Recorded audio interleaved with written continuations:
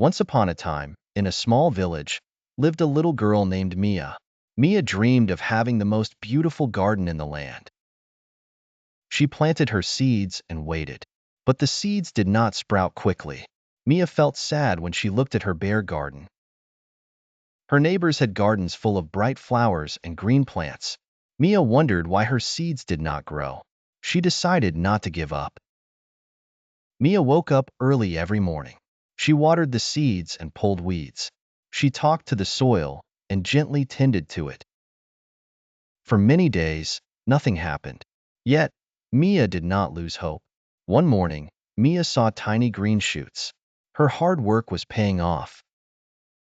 Every day, the shoots grew taller and stronger.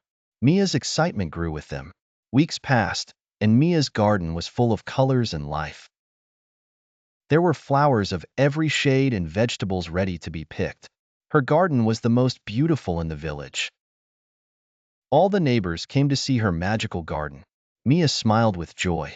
She knew her patience and hard work created this magic. Mia taught everyone a precious lesson.